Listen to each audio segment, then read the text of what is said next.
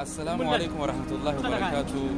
منو غيرو مكة غيري منو بريسا كينيا خالد وخانو اين جابر ما شاء الله.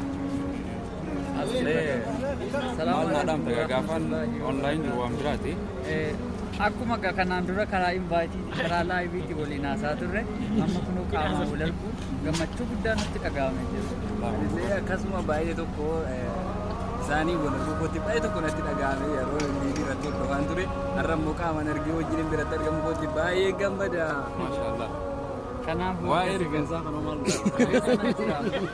rifeensa nan ciraa dhufaan bu'aasaa nu himu amma nan cira bu'aa waan tokko iyyuu hin qabu bu'aa waan tokko irraa dhabe kasaaraa malee bu'aan qabu amma ciruu malee dhummaatan qabu.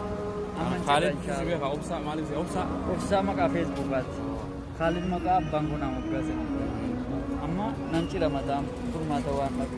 Maashaallah. Sinin jechuudha. Akkasii akkuma rabbi subhaanahu wa ta'ala ambiyootaaf dhaam sodaa rabbii walii dhaamna biyya nabiyyi keessa jirra amantii teessan hordofaa dalagattiif jabaadhaa waa hundattuu inshaallah sanuma walii dhaamna sa'aan tun namarra yoo dabarte hin deebitu inshaallah baay'ee galatoomii warra walitti deebinu haa rabbi jecha wal baranne rabbi jecha wal dhufne jabaadhaa amantii teessan hordofaa isin jaatillee obboleessa inshaallah wala garraa walaa ifirratti inshaallah jazaakumullah salaamu alaikum